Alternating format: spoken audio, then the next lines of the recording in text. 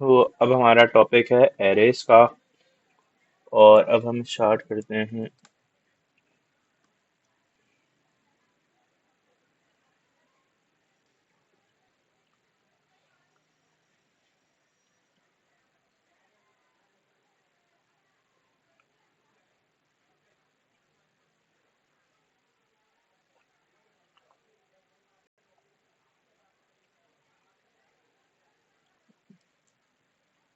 अच्छा भाई, तो आवाज भी आ रही होगी सबको, स्क्रीन में नजर आ रही होगी सबको। ठीक है, चलो पढ़ते हैं कि एरे होता क्या है। अच्छा, आज हम पढ़ेंगे 1D एरे, कल हम पढ़ेंगे 2D। या हाँ, 2D पढ़ेंगे, उससे ज्यादा नहीं जाएंगे। अच्छा, एरे होता क्या है पहले तो हम ये देख लेते हैं। और हम यूज क्यों करते हैं, और इसका फंक्शन क्या होता है। हम इस किस चीज की जगह इसको यूज कर रहे हैं, ये सब हम देख लेते हैं। सबसे पहली चीज तो कि फर्ज करो मेरी क्लास में है 10 बच्चे। ठीक है, या 15 कर लो, तुम 15 लोग हो। तो मेरी क्लास में 15 बच्चे हैं। ठीक है, तो एक ऑप्शन तो ये है कि मैं 15 वेरिएबल डिक्लेयर कराऊं। ठीक है, तो मैं लिख दूं नेम 1, नेम 2, नेम 3, और इस तरह नेम 15। ठीक है, एक ऑप्शन तो ये है, 15 वेरिएबल पर 15 वेरिएबल डिक्लेयर कराऊं और सबके अंदर मैं एक एक बंदे का नाम डाल दूं। ठीक है, या तो मैं ये कर लूं, जो कि काफी ख्वारी वाला काम है। ठीक है, टू बी वेरी ऑनेस्ट, बहुत लंबा काम है। मैं क्यों 15 वेरिएबल डिक्लेयर कराऊं भाई, मेमोरी भी ज्यादा यूज हो रही है। और चलो अभी तो 15 है, मेरे पास 100 बच्चे होते हैं तो मैं बैठ के 100 वेरिएबल डिक्लेयर कराता रहता। ये इसमें तो लूप भी नहीं लग सकता। ठीक है, मैं बैठ के 100 वेरिएबल तो डिक्लेयर नहीं कराऊंगा ना।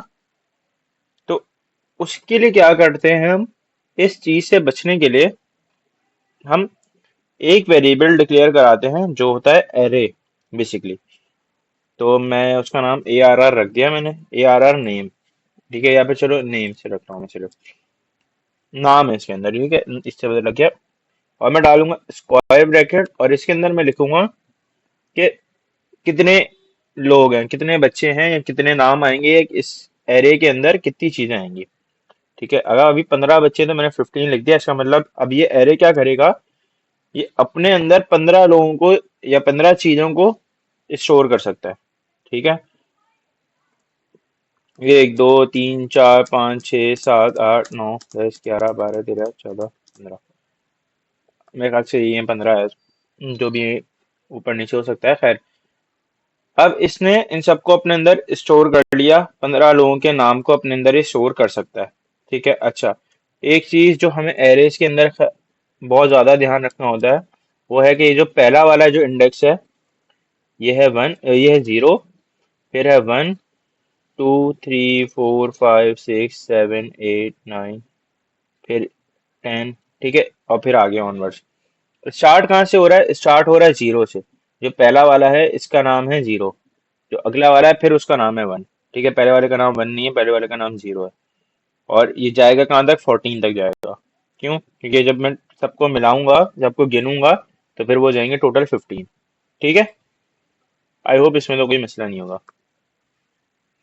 तो हम एक काम करते हैं, पहले तो हम देख लेते हैं कि हम अरेज डिक्लेयर या इनिशियलाइज किस तरह करा सकते हैं। तीन चार तरीके होते हैं। तो एक तरीका तो होता है कि फर्ज करो मेरे पास है मार्क्स हैं। ठीक है, 10 बच्चों के मार्क्स हैं, तो मैं कर दूं इंट मार्क्स, मार्क्स इंटीजर्स में। तो मैंने मार्क्स कर दिया, इंट कर दिया सॉरी। और इसके अंदर 10 बच्चे हैं तो मैंने 10 कर दिया, इज इक्वल टू करा किया, और करली ब्रैकेट। और यहाँ पे मैंने 10 बच्चों के मार्क्स डाल दिए, 1 2 3 4 5 6 7 8 9 0। ठीक है, 10 बच्चों के मार्क्स। पहला तरीका ये है। ठीक है, सबसे बच्चों वाला और सबसे आसान तरीका है। ठीक है, 10 बच्चों के मार्क्स हैं, मैंने सबके मार्क्स लाइन से डाल दिए। पहले के मार्क्स 1 नंबर है, दूसरे को 2 मिला है, फिर इस तरह करते करते आखिरी वाले को 0 मिले, मैंने डाल दिया। दूसरा तरीका है, हम्म, यही मार्क्स की एग्जाम्पल लेते हैं और मैंने यहाँ पे 10 ही लिखा। ठीक है, 10 ही बच्चे थे, मैंने 10 ही लिखा। लेकिन मैंने जो पेपर चेक किए ना अभी, वो मैंने 10 के चेक नहीं किए, मैंने 5 बच्चों के चेक किए। ठीक है, बाकियों की अभी चेक नहीं किए। तो मैं क्या लिख दूंगा, पहले के मार्क्स 1 2 3 4 5, बस। सॉरी, 5 लिख दिया मैंने। क्या मतलब वो शुरू से लेके, मतलब इंडेक्स 0, फिर 1, फिर 2, फिर 3, फिर 4, इन 5 इंडेक्स के मार्क्स मैंने डाल दिए। बाकी के मार्क्स क्योंकि मैंने अभी नहीं डाले हैं, तो फिलहाल वो मार्क्स 0 लगे हैं फिलहाल। ठीक है, इसको मैं इस तरह भी यूज कर सकता हूँ कि अभी मैंने चेक नहीं किए मार्क्स, तो मैंने इसलिए 0 लिख दिए। या मैं इस तरह भी यूज कर सकता हूँ कि बाकी सबके 0 मार्क्स हैं, तो फिर मैंने उनके लिखे ही नहीं। ठीक है, बट नॉर्मल तरीका इसका ये होता है कि अभी वो इनकम्प्लीट है। ठीक है, या टेम्पररी है। ठीक है, इसको हम पार्शियल इनिशियलाइजेशन कहते हैं। अच्छा, तीसरा तरीका क्या है, मार्क्स की ही एग्जाम्पल ले लें। ठीक है, और मेरे पास जो वो है, क्या कहते हैं, क्लास है, मुझे नहीं पता उसके अंदर बच्चे कितने हैं। ठीक है, या चलो ये पता है मुझे बच्चे कितने, लेकिन मुझे ये नहीं पता कि कितने बच्चों ने टेस्ट दिया है। तो मैं क्या करूंगा, मैंने मार्क्स का एरे बनाया और मैं बस मार्क्स लिख रहा हूँ। ठीक है, पहले 1 2 3 4 5 6 7 8, और बस यहाँ पे आके बच्चे खत्म, मतलब पेपर्स खत्म, इतने ही पेपर्स दिए उन्होंने, इतने ही बच्चों ने पेपर दिए। ठीक है, अगर ऐसा हो रहा है और तो मैं, मुझे नहीं पता कि कितने बच्चों ने पेपर्स दिए हैं, तो मैं यहाँ पे खाली छोड़ दूंगा। ठीक है, और आगे मैं इनिशियलाइज करा दूंगा, वैल्यूज लिख दूंगा। तो अब कंपाइलर खुद समझ जाएगा कि भाई 8 बच्चों ने दिए। ठीक है भाई, आठ आठ बच्चों की वैल्यूज चली, इसका मतलब 8 बच्चों ने टेस्ट दिया। ठीक है। अच्छा, एक तरीका और है, वो है इंट मार्क्स। ठीक है, अब क्या हुआ, बच्चों ने ना चीटिंग कर रहे थे बच्चे। ठीक है, मुझे गुस्सा आ गया, मैंने कहा सबको 0 ही मिल रहा है। ठीक है, तो मैं किसी को मार्क्स नहीं दे रहा, मेरे लिए सबके 0 हैं। तो अब मैं क्या करूंगा, करली ब्रैकेट बनाऊंगा, उसके अंदर एक 0 लिखूंगा, बस। एक 0 लिखा है, इसका क्या मतलब हुआ, अब जितने भी बच्चे हैं, जितने भी लोग हैं, टोटल 10 हैं, सबके मार्क्स क्या हैं, 0। पूछो। आएगा अभी, अरे यार मैंने ऐसे ही वो किया हुआ है, लगा लो, कोई मसला वाली बात थोड़ी है। अच्छा, आखिरी, या आखिरी नहीं, मतलब आप, एक और जो तरीका है वो है, मेरे पास जो पेपर्स आए हैं वो सीक्वेंस में नहीं है। ठीक है, ऐसे ही रखे हैं। तो मुझे पता है बच्चे तो 10 ही हैं, लेकिन वो रखे हुए ऐसे ही हैं, सीक्वेंस में नहीं रखे हुए। तो अब मेरे पास पहले आ गया 8वें बच्चे का। ठीक है, तो मैं क्या करूंगा, उसका नंबर लिखा मैंने, 8वें बच्चे का नंबर होता है 7, इज इक्वल टू, अब उसके मार्क्स कितने हैं, 7 मार्क्स है, मैंने 7 रख दिया। ठीक है, फिर कॉमा डाल के, फिर मेरे पास आ गया तीसरे बच्चे का, तो मैंने तीसरे बच्चे का 3 लिखा, इज इक्वल टू, उसके मार्क्स मैंने डाल दिए 4। ठीक है, अब क्या हुआ, इसका मतलब क्या हुआ कि पोजीशन 7 पे, पोजीशन 7 पे जो भी है उसके मार्क्स हैं 7, पोजीशन 3 पे जो भी है उसके मार्क्स हैं 4, और बाकी के जो पोजीशन के मार्क्स हैं वो भी या चेक नहीं हुए। ठीक है, बाकी पोजीशन के पेपर्स अभी मैंने चेक नहीं किए। ठीक है, एग्जाम्पल दे दे के समझा रहा हूँ मैं, ताकि तुम लोग को आसानी से समझ आ जाए। ठीक है।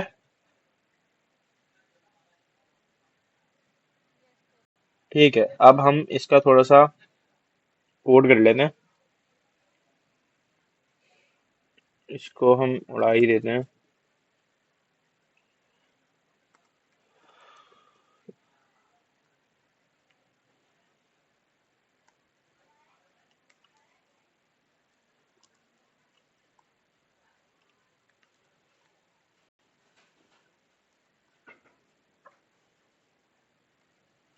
इंट मेन कर लिया, और मैं एक एरे जनरेट कर लेता हूँ, इंट मार्क्स, और मैंने यहाँ पे लिख दिया 5, 5 बच्चों के मार्क्स हैं, और मैं आगे वेजेस भी फिलहाल दे रहा हूँ।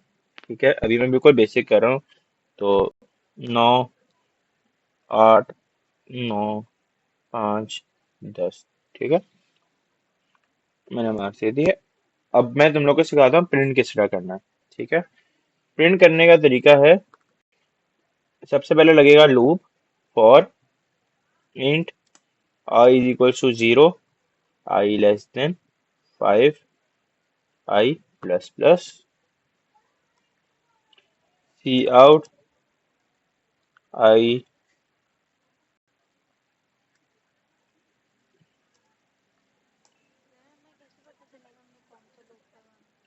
हम एरे जब भी प्रिंट कर रहे होते हैं, हम उसमें नॉर्मली फॉर ही लगाते हैं। ठीक है, तुम लोग के लेवल पे जो क्वेश्चंस आएंगे, जो एग्जाम में क्वेश्चन आएंगे, उसमें फॉर ही लगता है। ठीक है, वाइल बहुत रेयरली ही हम एरेज में यूज कर रहे होते हैं। खैर। जी।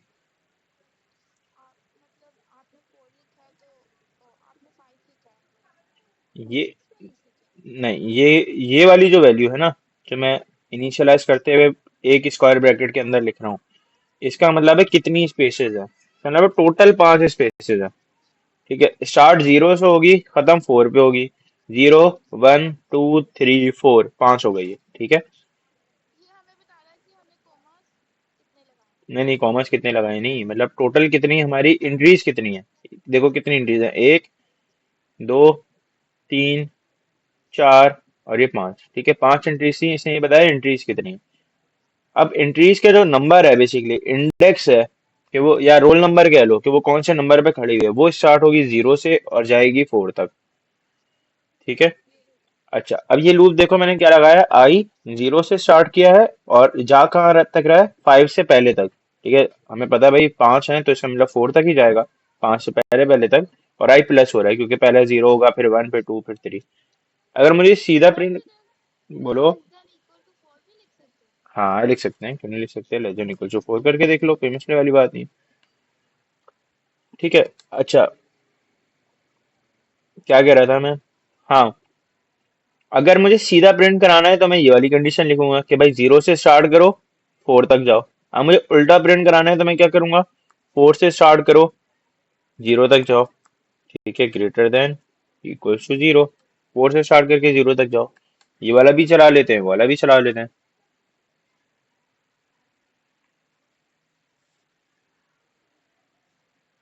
हम्म। क्या किया है ये मैंने। अच्छा, सॉरी, यहाँ पे भी होगा माइनस माइनस।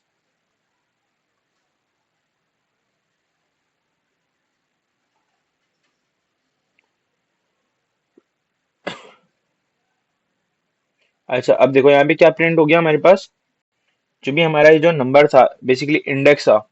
ठीक है, इंडेक्स प्रिंट हो गया हमारे पास। इस पे कोई मसला किसी को।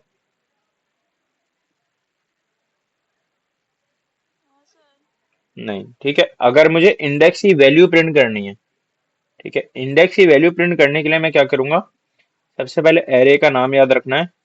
मार्क्स नाम है तो मैंने मार्क्स रखा, स्क्वायर ब्रैकेट बनाया और उसके अंदर मैंने आई रख दिया। अब इसका क्या मतलब हुआ, जो मार्क्स, हमारा जो मार्क्स नाम का जो एरे है, ठीक है, इस एरे के अंदर ith वैल्यू, आई वाली वैल्यू, अब आई जो भी है उसकी वैल्यू में क्या वैल्यू है उसके अंदर, वो प्रिंट करना। ठीक है, उस इंडेक्स के अंदर क्या वैल्यू है वो प्रिंट करनी है। करके देखें हम। ठीक है, 10, 5, 9, 8, 9। ठीक है, सब उल्टा प्रिंट हो गया क्योंकि मैंने उल्टा प्रिंट कराया था तो उल्टा प्रिंट हो गया। मैंने 4 से 0 तक लेकर आया था तो 4 से 0 तक प्रिंट हो गया। अब अगर मैं इसको कर दूं,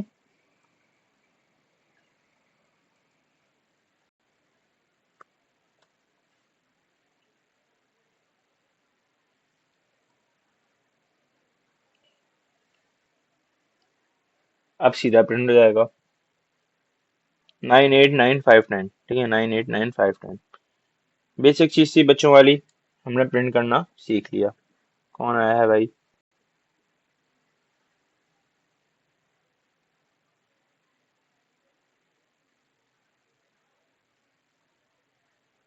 स्क्रीन क्यों बंद हो गई।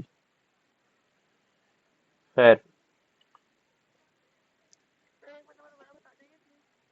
क्या चीज। अभी वाला, अभी जो किया है। देखो इससे पहले वाला जो हमने किया था उसके अंदर हमने उल्टा प्रिंट कराया था। ठीक है, पहले 10 फिर 5 फिर 9 फिर 8 फिर 9। तो मैंने कहाँ से स्टार्ट किया था, इंडेक्स 4 से स्टार्ट किया और गया कहाँ तक, इंडेक्स 0 तक। अब मुझे सीधा प्रिंट कराना है तो मैं स्टार्ट करूंगा इंडेक्स 0 से और फिर मैं जाऊंगा 1 पे, फिर मैं जाऊंगा 2 पे, फिर 3 फिर 4। ठीक है, इंडेक्स 4 पे आखिरी है। तो मैं लूप के अंदर क्या रखूंगा, स्टार्ट हो रहा है 0 से, जाएगा 4 तक। 5 से पहले क्या आता है, 4, इसका मतलब 4 तक जाएगा। और ऑफ कोर्स जब मैं छोटे से बड़ा कर रहा हूँ तो फिर प्लस प्लस होगा। प्लस प्लस करते रहेंगे, प्लस होता रहेगा और वो बढ़ता रहेगा। ठीक है, बस ये था।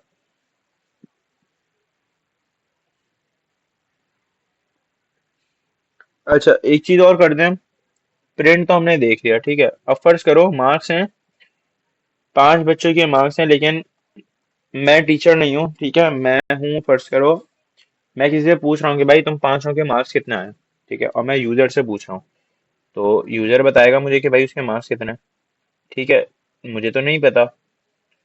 अब मैं क्या करूंगा, मैंने एक वेरिएबल मैंने एक एरे इनिशियलाइज कराया मार्क्स के नाम का, उसके अंदर 5 बच्चे हैं तो 5 की मैंने जगह छोड़ दी। और अब मैं मार्क्स को इनपुट ले लेता हूँ। ठीक है, इनपुट लेने में और आउटपुट निकालने में फर्क बस ये होगा कि हम सी आउट की जगह सीन लगा देंगे।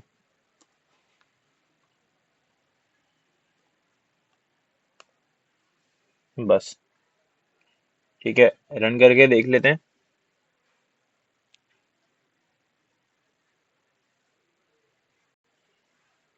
2 3 2 3 2। ठीक है, क्या प्रिंट हो रहा है हमारे पास, 2 3 2 3 2। खत्म बात।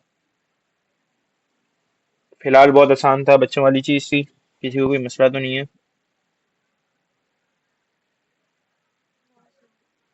ठीक है।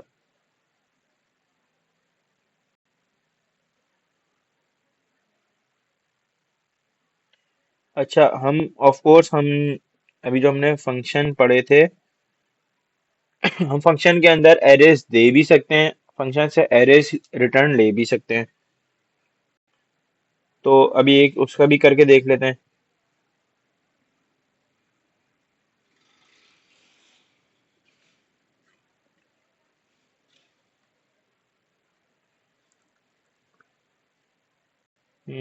मार्क्स, हाँ ठीक है, मार्क्स ही कर लेते हैं। ठीक है, और फंक्शन में डाल लेते हैं गेट इनपुट, और उसके अंदर मैं डाल देता हूँ मार्क्स।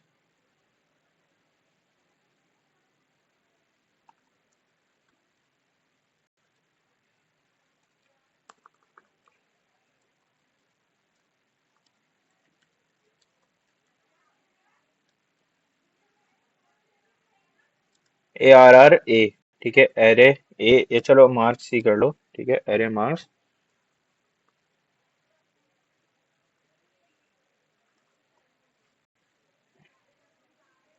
और वही काम हमने यहाँ पे भी करना है जो हमने अभी पिछले वाले में किया था। ठीक है, फॉर,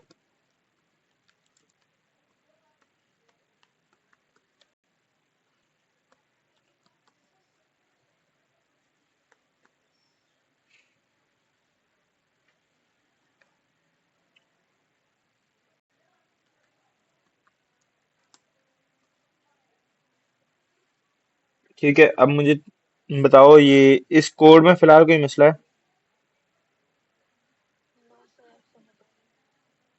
ठीक है। अच्छा,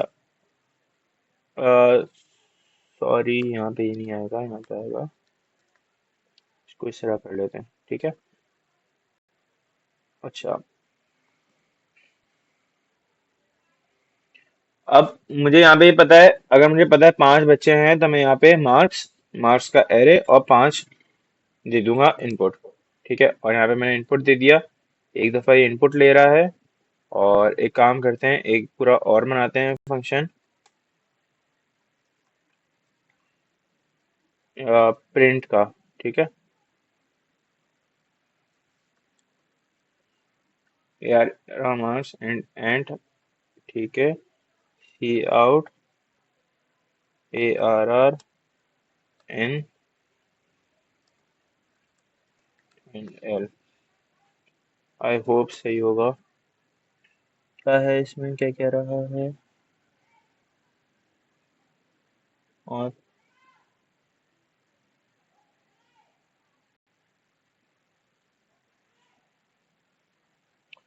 सॉरी।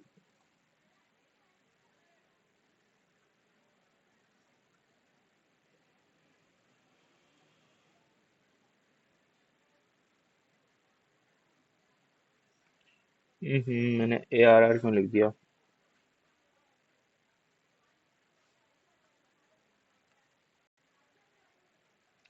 सॉरी, यहाँ पे डेटा टाइप आएगा।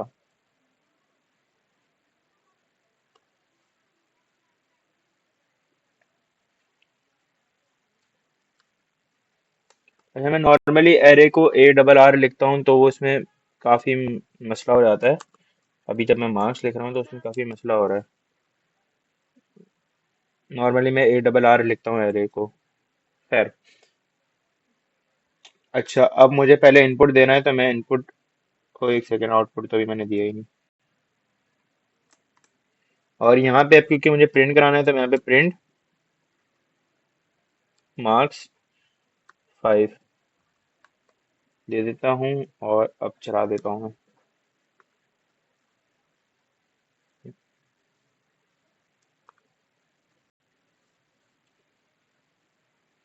क्या हो गया, प्रिंट है तो। इसका नाम मैं चेंज कर देता हूँ।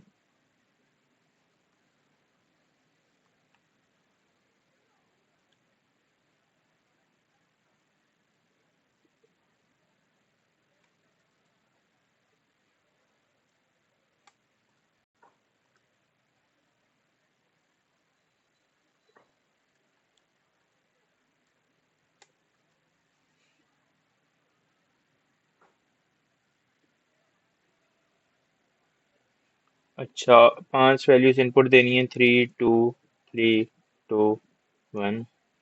और अब ये प्रिंट क्या कर रहा है? प्रिंट क्यों कर रहा है भाई ये?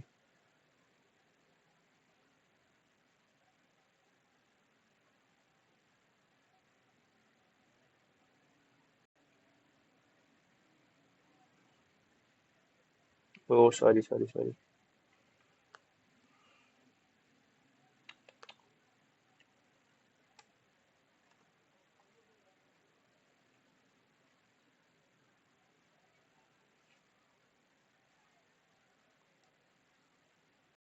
ठीक है, शुक्र।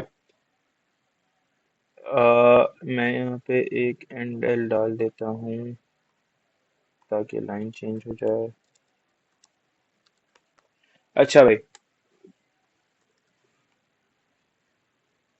अब यहाँ पे हमने क्या किया है?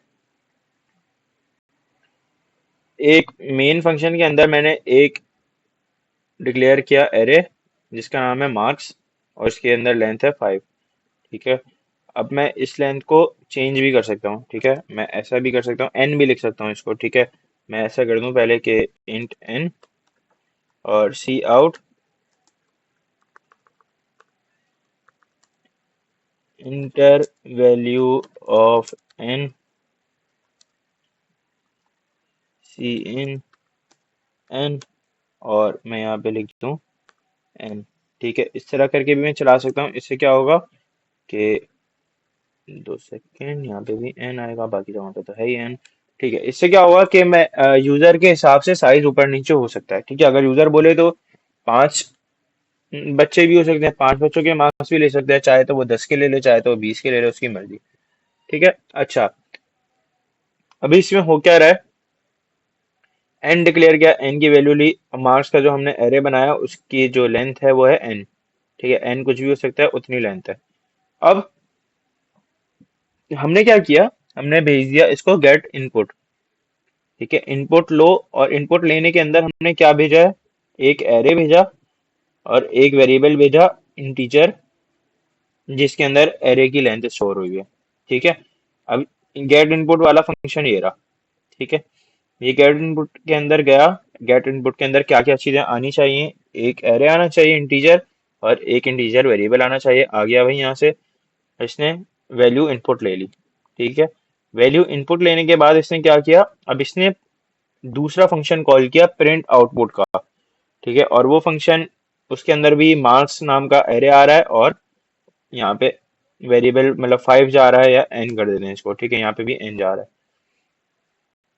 इसके अंदर भी एन गया। ये वाला ये रहा फंक्शन, और ये फंक्शन क्या कर रहा है, बेसिकली प्रिंट कर रहा है, बिल्कुल बच्चों वाला काम प्रिंट कर रहा है, बस छोटा सा।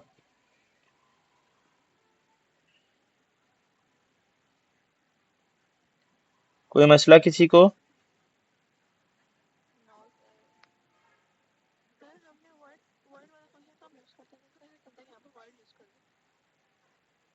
देखो मैंने इन दोनों फंक्शन के अंदर कोई भी चीज रिटर्न करवाई है?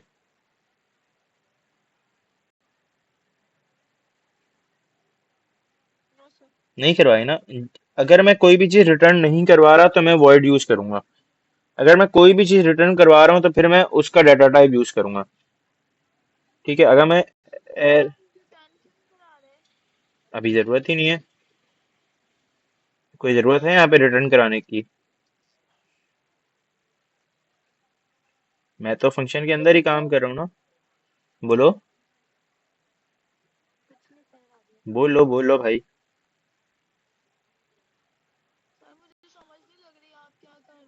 क्या समझ नहीं आ रही भाई?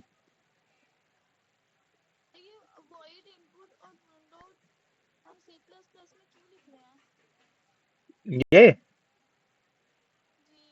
भाई हमने एक फंक्शन बनाया है ना।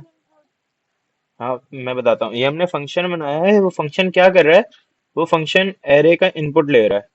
ठीक है, अब देखो इसके अंदर कितने कोड, कितनी लाइन है, एक, दो, तीन, चार। ठीक है, चार लाइन है। अब फर्ज करो मुझे 10 दफा इनपुट ले रहे हैं एरे, तो मैं क्या 10 दफा ये चार चार लाइन का कोड लिखूं, तो ये मिला के बन गया हमारे पास तकरीबन 40 लाइन है। ठीक है, तो 10 दफा अलग अलग दफा लिखने के बजाय मैं एक ही दफा लिख लूं। एक दफा यहाँ पे मैंने कोड लिख दिया, उसके बाद मैं बस इसका नाम लिखूंगा जिस तरह मैंने यहाँ पे नाम लिखा है। अब मैंने पहले एक दफा किया, अब मैं इसके बाद यही चीज मैं दूसरी दफा भी कर लूं। ठीक है, मैं यही चीज दूसरी दफा कर लूं, तीसरी दफा कर लूं। सॉरी, गलत चीज प्रिंट हो गई। अब मुझे बार बार ये पूरा कोड नहीं लिखना पड़ेगा। ठीक है, इस चीज के लिए हमने बस फंक्शन बनाया है। हम चाहते तो खुद भी ऐसे भी कर सकते थे।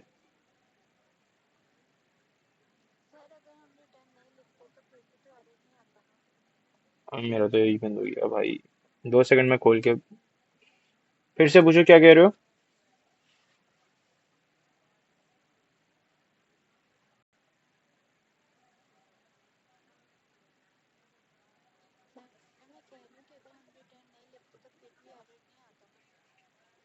हमने रिटर्न नहीं लिखा ना अभी, देखो अभी रिटर्न नहीं लिखा हमने। अगर हम लिखते तो फिर एरर आता हमारे पास। क्यों आता फिर? क्योंकि हमने उसका डाटा टाइप जो दिया है वॉइड यूज किया है, और हम रिटर्न दे रहे हैं कोई चीज, तो फिर तो वो एरर दे देगा ना कि भाई तुमने बोला है तुम वापस लेके जाओगे नहीं कोई चीज, तो फिर वापस क्यों जा रही है। अगर हम लिख रहे हैं, अगर हम यहाँ पे इंटीजर लिख देते तो फिर मुझे यहाँ पे एरे को रिटर्न कराना पड़ता। ठीक है, और अगर हम यहाँ पे स्ट्रिंग लिख दें तो फिर मुझे कोई स्ट्रिंग वाली चीज रिटर्न करानी पड़ेगी। अब मैं फ्लोट लिख दूं तो फ्लोट वाली चीज रिटर्न करानी पड़ेगी। ठीक है, बेसिक एरेस का समझ आ गया। एक छोटी सी, बोलो।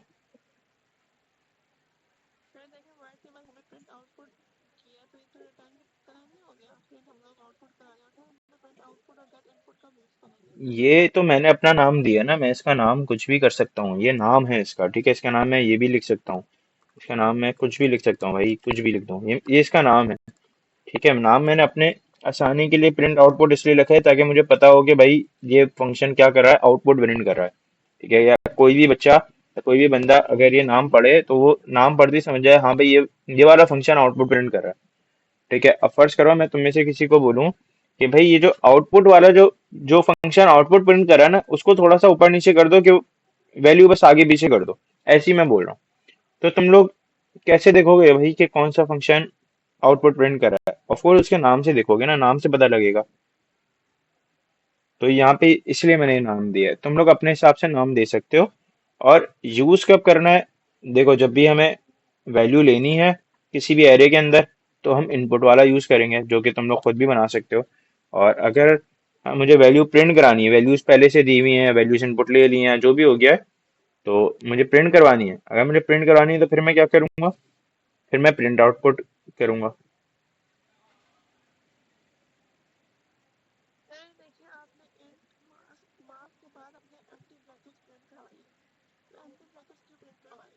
और सर हमें कब जरूरत पड़ती है कि हम फंक्शन को रिटर्न करें?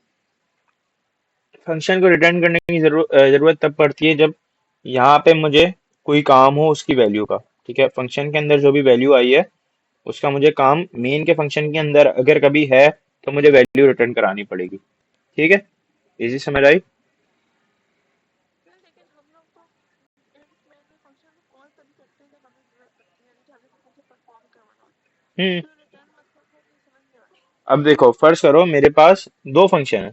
ठीक है, फर्ज करो, अभी मैंने वाला किया नहीं है, मैंने सोचा था कल करूंगा, बट चलो देख लेते हैं। अगर मुझे क्या करना है कि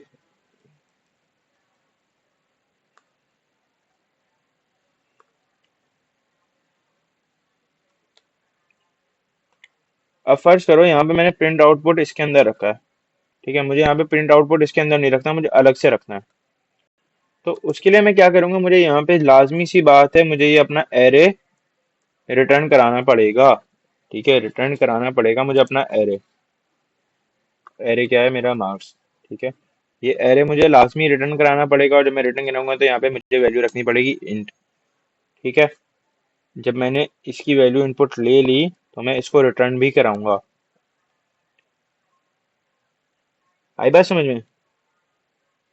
अब मुझे जरूरत पड़ गई रिटर्न की, ओके सर, ओके सर। क्योंकि मुझे इंट वाले के अंदर, मेन वाले के अंदर अब मुझे जरूरत है इस एरे की। ठीक है, अब इस एरे की जब मुझे जरूरत है तो फिर मैं इसको वापस मंगवाऊंगा, रिटर्न करवाऊंगा। ठीक है। Yes sir. अच्छा, अभी वापस पिछला कोड ही कर देते हैं हम।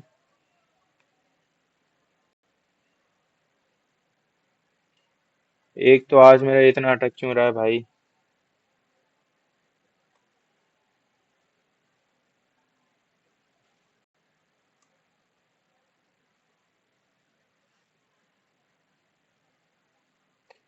खैर, क्लास में बस खत्म ही होने वाली है, मैं तुम लोग को बस तुम्हारा होमवर्क दे दूं, छोटा सा।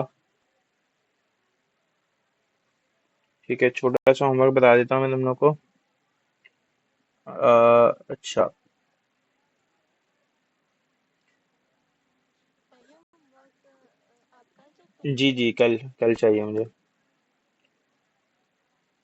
10 बच्चे हैं। ठीक है, मार्क्स आपको करवाने हैं 10 बच्चों के। मार्क्स अंदर है 10। किसी भी तरीके से कराओ, तुम्हारे ऊपर है, किस तरह से इनिशियलाइज कराना है तुम्हारे ऊपर है। और इसका फाइंड क्या करना है, पहले ये आप इनपुट लोगे यूजर से, एक फंक्शन बनाओगे, क्रिएट फंक्शन फॉर इनपुट। ठीक है, अब ये फंक्शन रिटर्न करेगा एरे को। फिर क्रिएट फंक्शन फॉर सम, और ये प्रिंट कर देगा सम। ये रिटर्न नहीं करेगा, सम प्रिंट कर देगा। क्रिएट फंक्शन फॉर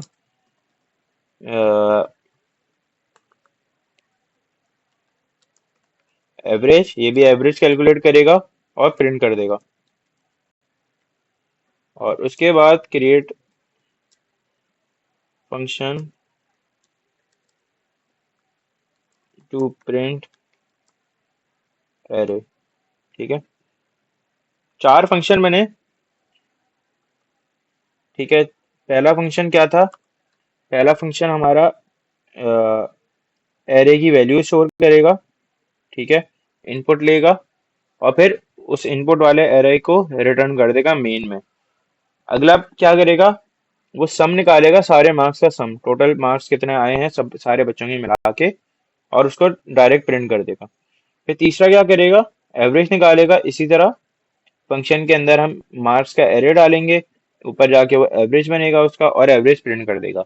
ठीक है, और चौथा क्या करेगा, आखिरी जो फंक्शन होगा वो क्या करेगा, पूरे एरे को एज इट इज प्रिंट कर देगा। बस इसका स्क्रीनशॉट ले लो जल्दी से।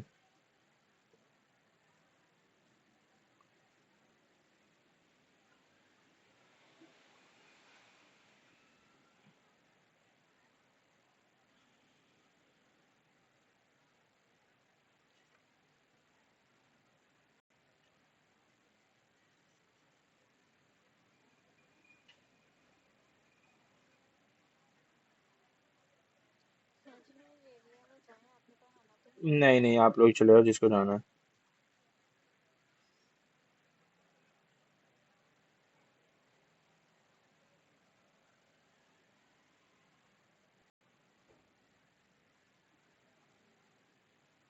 ले लिया सबने?